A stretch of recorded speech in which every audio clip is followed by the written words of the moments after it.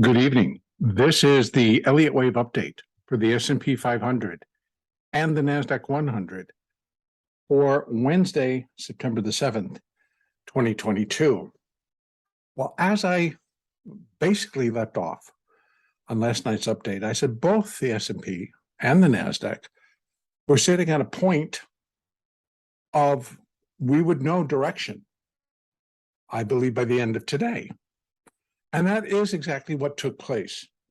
But it also has brought about a situation where, as you can see, I've taken away a lot of the internal, just for clarity, left it here so that we could see how I'm counting it out.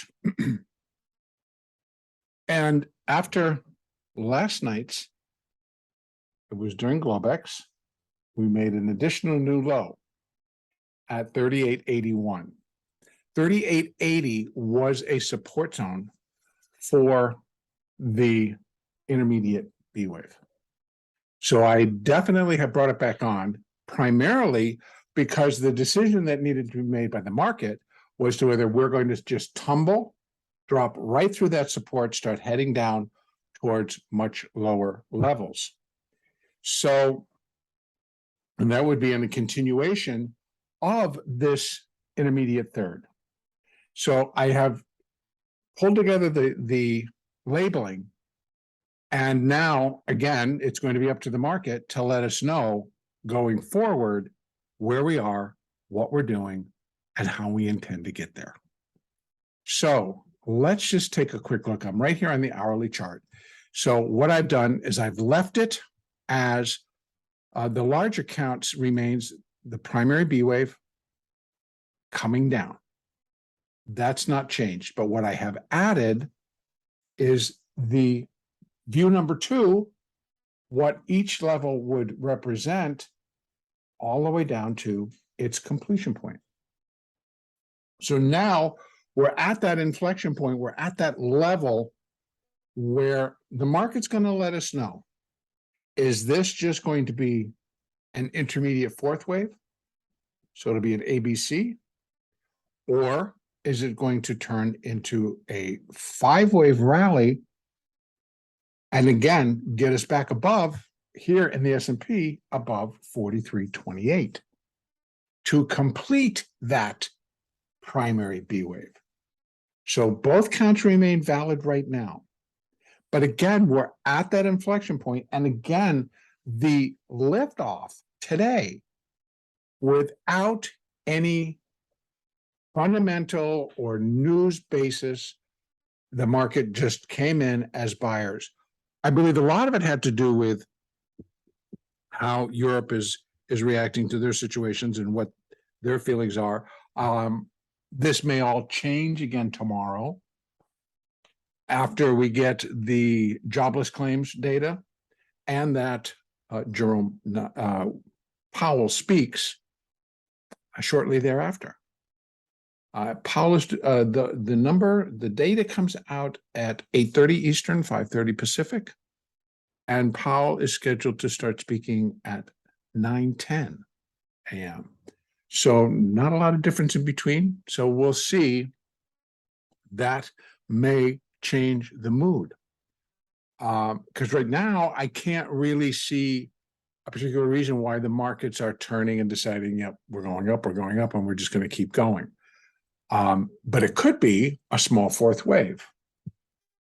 So again, both still carry, because if you remember what I discussed also, if it indeed, excuse me, is the intermediate B wave here, and we're going to rally all the way up, they likely would be doing it against reality, so to speak.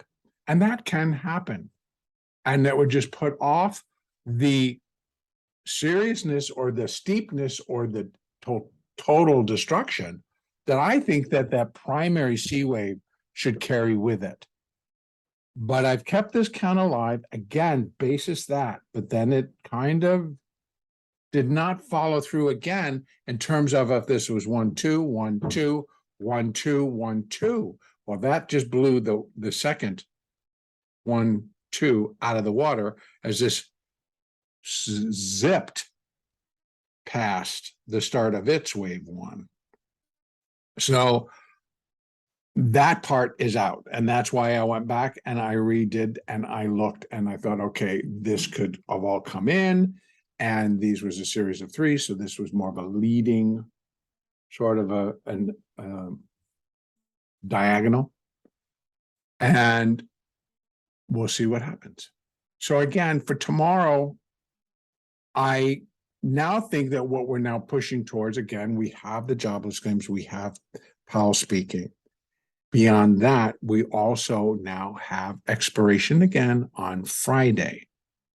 We saw some fairly decent moves today where Apple pulled itself up off of 154, got back above 156. That's at least one strike. The 155 strike is what we've got, because now they've gone to more like they're $2.50 apart. But we've also saw Microsoft gain a little bit. So it starts to bring other levels, other strikes into play, depending on where the market wants to push, and then what adjustments are going to be needed as we do go into Friday's expiration. So how I want to leave it is right now, as we start the Globex session, you can see that we are basically sitting right below the hourly 200s.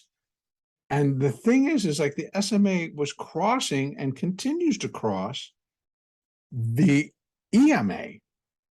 Now, that would be more suggestive that the SMA is saying the trend is down and it should continue. It's gone right up, it's testing it, it's backed off, it's come back out to test it again. In order for this thing to go anywhere, even in a basic 4, we need to get above that. So let me just put on some quick fibs if this is just going to be an intermediate wave 4. And I'm going to put it onto that one. So what we would be looking at is 0.382, 38%. That's what I'm looking for this wave 4. And this already could be A, B, and we got the C going.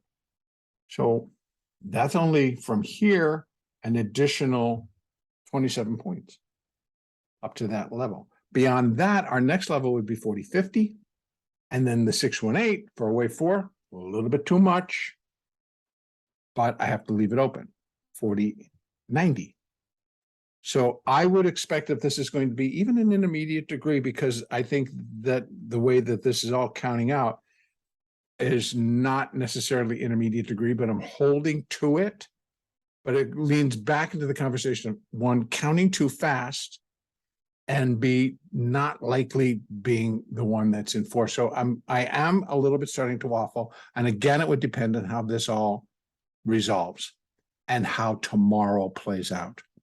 If it comes right back and just dies overnight, tomorrow, whenever, that's going to keep this count alive. But I may adjust again on the degree, because this third should have been dynamic.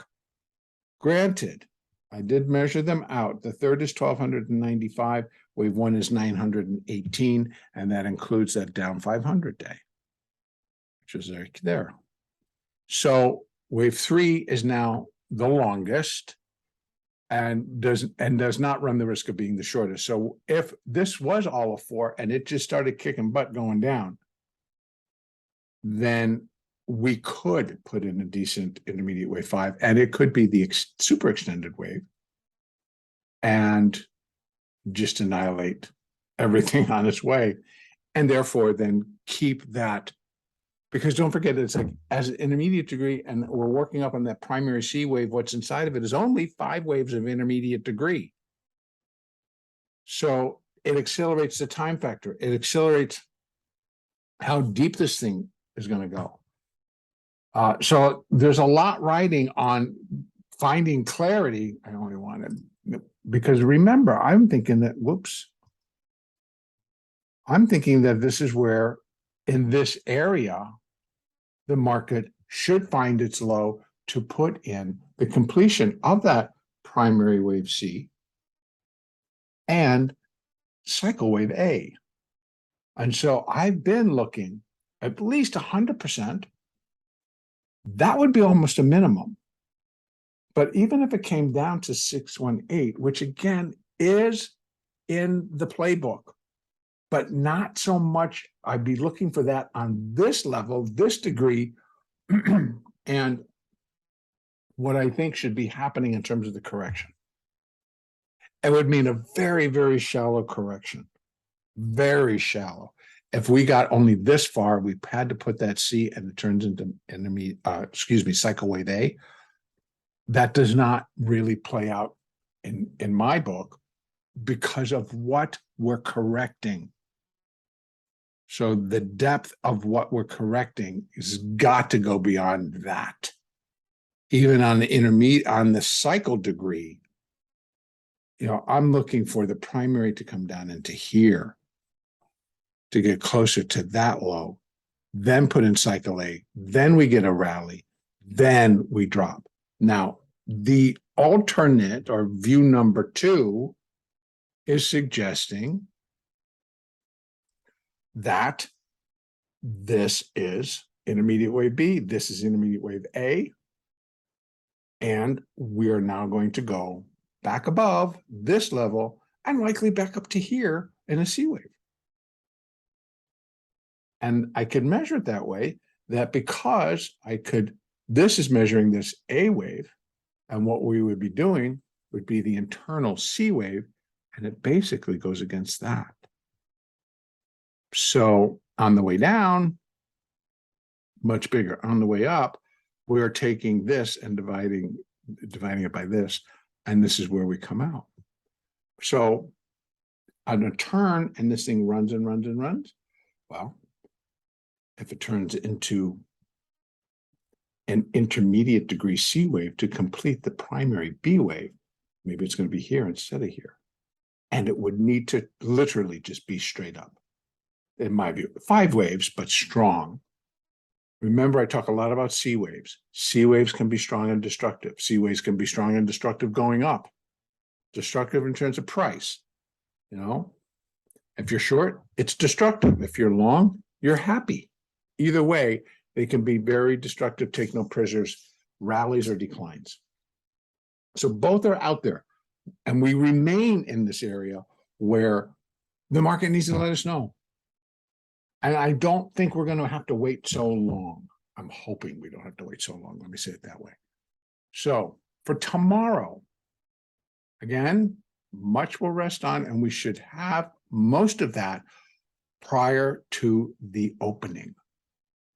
So first we'll get the jobless claims, that data, then Powell. So we should know enough by the time the market decides to open, truly what direction is going to be, at least for tomorrow. And I think actually it'll lay the groundwork for the little bit of what's coming in front of us. Again, let's say it continues, and this completed intermediate wave C, and we're going to start bouncing higher. This, I imagine if I break down hourly chart, open it up, could be 1, 2, 3, 4, 5, 1, 2, 3, 4, 5. 5 takes us to 40-10. And then that is just labeled as 1, right? Minor 1 of intermediate wave C. And then it goes and keeps going. And then it's minor 2, minor 3, minor 4, minor 5.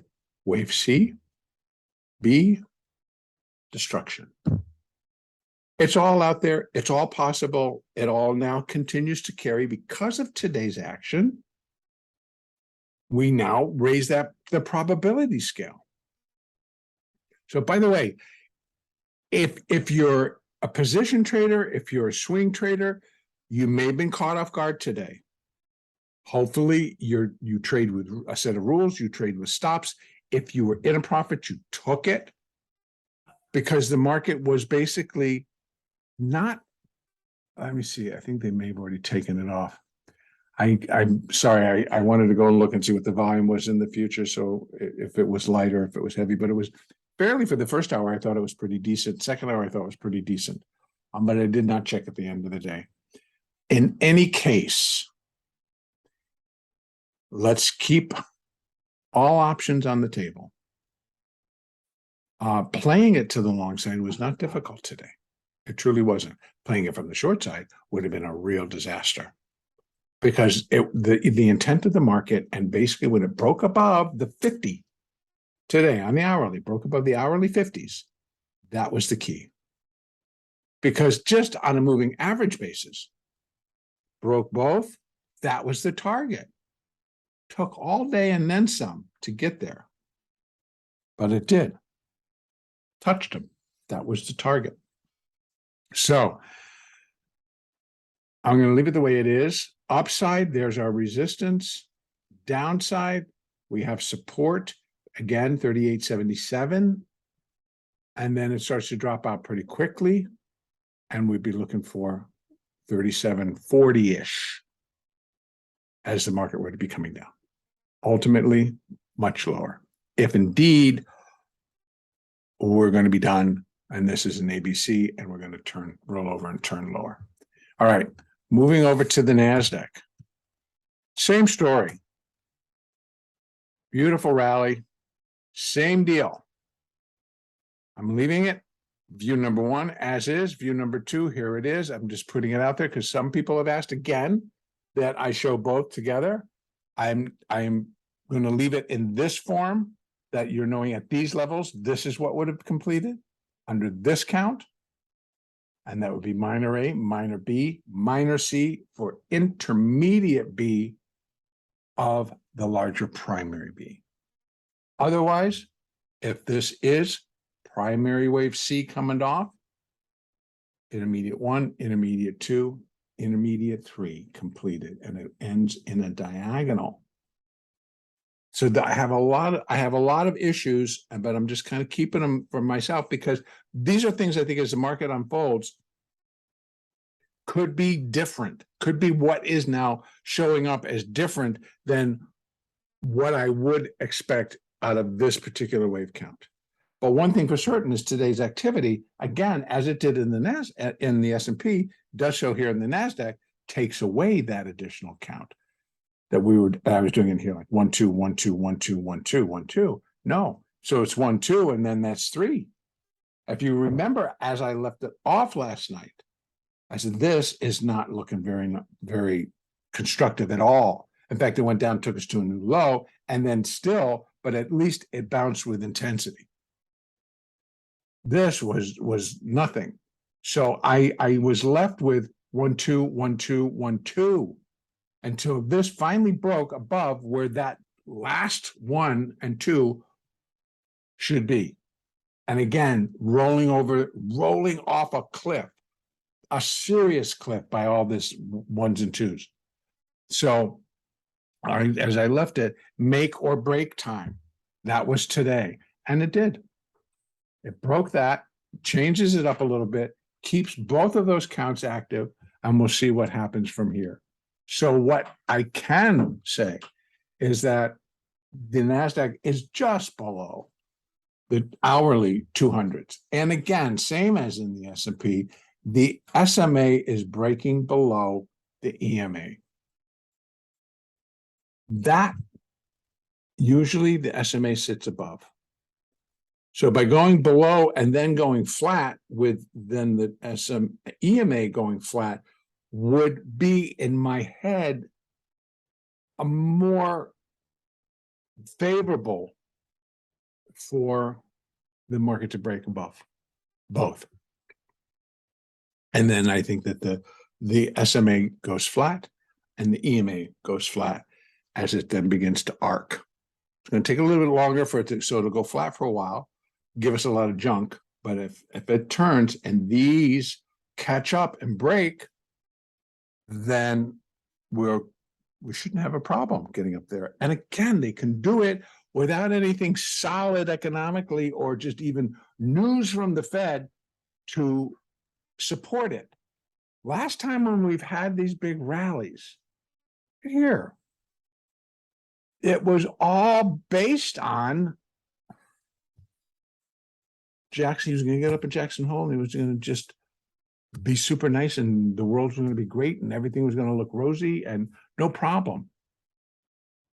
And about 2 words into his speech, the market just nosedived, just absolutely just nosedived. And the anticipation and the expectation from the market was we would continue to rally. So again, we have no idea. Be prepared for both. It's not the easiest time to just be being naked long or short. We do it as a day trader in the futures, but as a position trader or a swing trader, I think it continues to be times when, because the volatility is kicking in again, that you kind of have to do more risk management. So you just can't be out there naked short or naked long. Anyway, just my opinion. So for tomorrow, make or break time again. Let's see what happens. A break above these will again open up the doors and begin to build towards a rally. I'm just going all the way up. Now, if I were to take this out and we're going to look at, so I need to put this on the 4-hour actually. And then we're going to go, there's the A, there's the B, and then we'll get that initial peak. If it's going to happen, what potential does it have? Since we now have that, we're going to start there. We're going to start there. So plant it. Thank you. And plant it. Thank you. And plant it. Thank you. So now let's continue. Let's go back to that hourly chart. So coming up, first of all, this is resistance, but it's for a downside move. Was support, should be resistance, and should not really even be all that important because it's 0.236 on the way down. But we'll look and say that there's resistance at 12,395 because it really is probably at 12,400.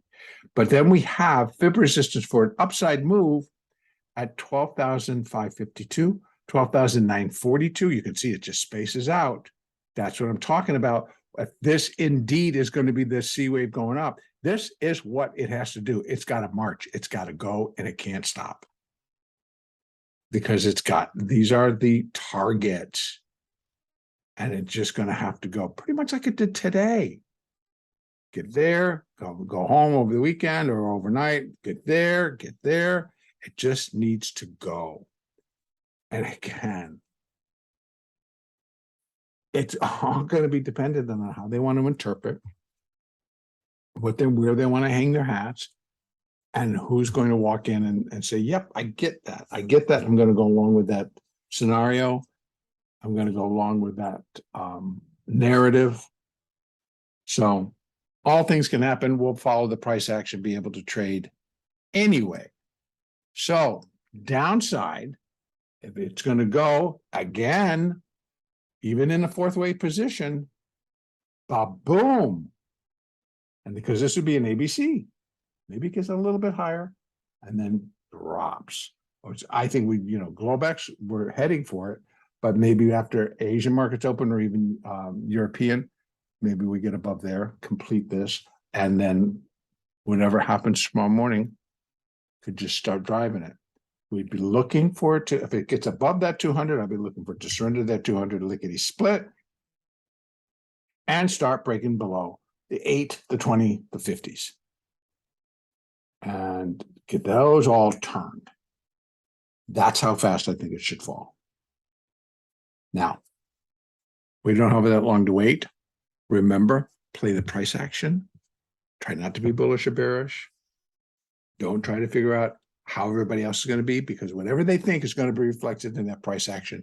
Just trade it against all of your tools. And remember, as a day trader, I use order volume profile. I use points of control, value area high, value area low, extended points of control, naked points of control, naked value area highs and lows. They do extend out, and their targets, and they were all met today. all the way up. And each one, it would get there, pause, float around a little bit, and then go again. So everything is in play. And I'm going to leave it all right there. And our next update will be on Thursday, September the 8th.